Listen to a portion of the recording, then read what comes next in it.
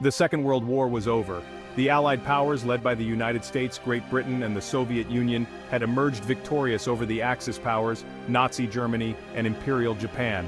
Yet, the world that emerged from the ashes of war was far from peaceful. Tensions, long simmering beneath the surface of the Allied alliance, quickly boiled over. The United States and the Soviet Union, once partners in the fight against fascism, found themselves on opposite sides of a new kind of conflict, the Cold War. The Cold War was not a war in the traditional sense. There were no massive armies clashing on battlefields, no declarations of war, and no formal peace treaty.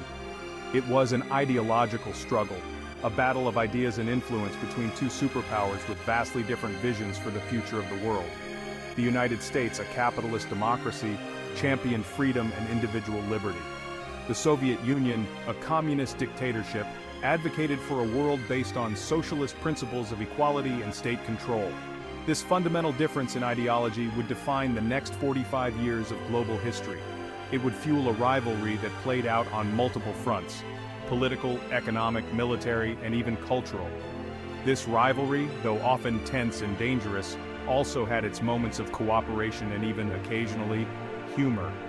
But one thing was always clear: the stakes were incredibly high. The fate of the world and the lives of millions hung in the balance. The seeds of the Cold War were sown in the final days of World War II. The wartime alliance between the United States and the Soviet Union began to crumble as soon as their common enemy, Nazi Germany, was defeated. The two superpowers, suspicious of each other's intentions and wary of the other's growing power, quickly diverged in their post-war visions for Europe. The Soviet Union, led by the ruthless Joseph Stalin, sought to establish a buffer zone of friendly communist states in Eastern Europe. This, they believed, would protect them from future Western aggression. The United States, under President Harry Truman, viewed Soviet expansionism with alarm. They feared the spread of communism, which they saw as a direct threat to their own democratic values and interests. In 1946, Winston Churchill, the wartime Prime Minister of Great Britain, delivered his famous Iron Curtain speech in Fulton, Missouri. In this speech, he warned of the growing Soviet influence in Eastern Europe, stating that an Iron Curtain has descended across the continent.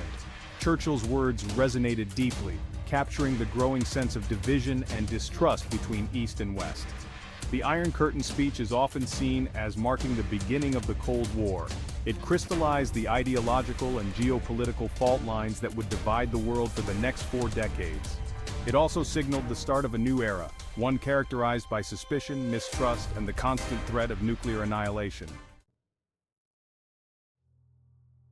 The Cold War was a time of unprecedented technological advancement, particularly in the realm of weaponry. The most terrifying development of this era was the nuclear arms race. This dangerous competition between the United States and the Soviet Union to build bigger, more powerful nuclear weapons cast a long shadow over the world. The United States had been the first to develop the atomic bomb, using it with devastating effect against Japan in the closing days of World War II. However, the Soviet Union soon followed suit, successfully testing their own atomic bomb in 1949.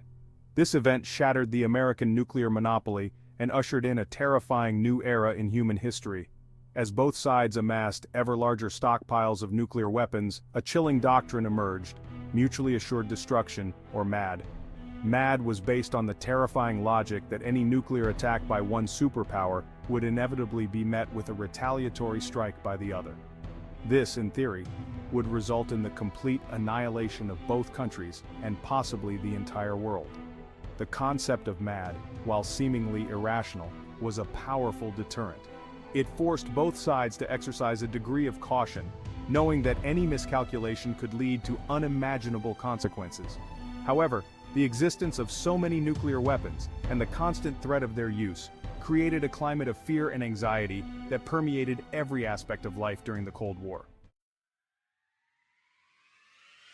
Section 4. Reaching for the Stars. The Space Race. The rivalry between the United States and the Soviet Union extended beyond the confines of our planet.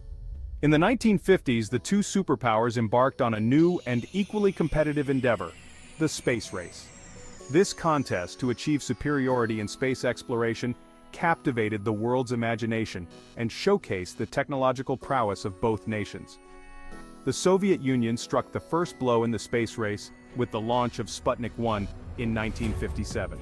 Sputnik, the world's first artificial satellite, was a small beeping sphere that orbited the Earth every 98 minutes. While seemingly insignificant, Sputnik's launch sent shockwaves through the United States. It was a visible, tangible demonstration of Soviet technological superiority, and it ignited a sense of urgency in the US to catch up. The United States responded to the Sputnik challenge with vigor, pouring resources into its own space program. Over the next decade, both countries achieved remarkable feats of engineering and daring, launching satellites, animals, and eventually, humans into space. The space race culminated in 1969 with the Apollo 11 mission, which saw American astronauts Neil Armstrong and Buzz Aldrin become the first humans to walk on the moon. The space race was more than just a competition between two rivals. It was a testament to human ingenuity and our innate desire to explore the unknown. It also led to countless technological advancements that continue to benefit us today. Section 5. Conflicts on the periphery, Korea, Vietnam, and the Cuban Missile Crisis.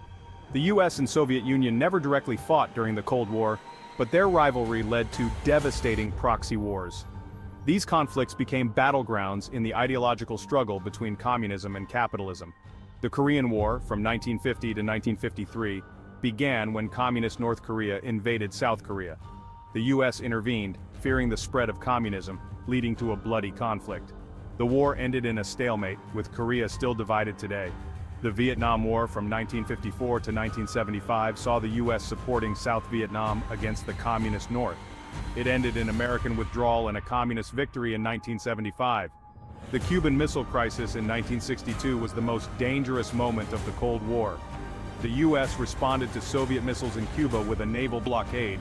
The crisis was averted through diplomacy, with the Soviets removing the missiles. Section 6. Cracks in the Soviet facade, internal struggles, and Gorbachev's reforms. While the Soviet Union projected an image of strength and stability to the world, beneath the surface lay deep-seated economic and social problems. By the 1980s, the Soviet system, burdened by inefficiency, corruption, and a stagnant economy, was beginning to crumble from within. The Soviet economy, built on centralized planning and state control, was unable to keep pace with the West. Shortages of basic goods were commonplace, and the standard of living for ordinary citizens lagged far behind that of their counterparts in capitalist countries. Furthermore, the Soviet system stifled innovation and individual initiative, further hindering economic growth. In 1985, Mikhail Gorbachev came to power in the Soviet Union, ushering in a period of significant reform. Gorbachev, recognizing the dire state of the Soviet system, implemented a series of reforms known as perestroika, or restructuring, and glasnost, or openness. Perestroika aimed to revitalize the Soviet economy by introducing elements of market liberalization. Glasnost encouraged greater freedom of speech and political dissent. While Gorbachev's reforms were intended to save the Soviet system, they ultimately had the opposite effect. The reforms unleashed forces of change that Gorbachev himself could not control. The loosening of censorship and the encouragement of open debate emboldened those who sought greater autonomy and even independence from Moscow. Section 7. A wall crumbles, an empire falls, the end of the Cold War. The year 1989 marked a pivotal turning point in the Cold War. As Gorbachev's reforms loosened the Soviet grip on Eastern Europe, a wave of popular uprisings swept across the region. People, long yearning for freedom and democracy, took to the streets, demanding an end to communist rule. One of the most iconic moments of this tumultuous period came in November 1989, with the fall of the Berlin Wall. The Berlin Wall, erected in 1961, had long been a potent symbol of division and oppression, separating communist East Berlin from democratic West Berlin. On November 9, 1989, under mounting pressure from both sides of the wall, East German authorities announced the opening of the border. Overjoyed crowds from both East and West Berlin converged on the wall, tearing it down brick by brick. The fall of the Berlin Wall was a watershed moment in Cold War history. It signaled the imminent collapse of communism in Eastern Europe, and it set in motion the final unraveling of the Soviet Union itself. On December 26, 1991, the Soviet Union formally dissolved. ending decades of Cold War rivalry and ushering in a new era of global politics. The Cold War, though a time of great tension and uncertainty, ultimately ended without a nuclear holocaust. The world breathed a collective sigh of relief as the threat of global annihilation receded. While the legacy of the Cold War continues to shape the world today, the end of this era marked a triumph of hope over fear and a victory for democracy and freedom.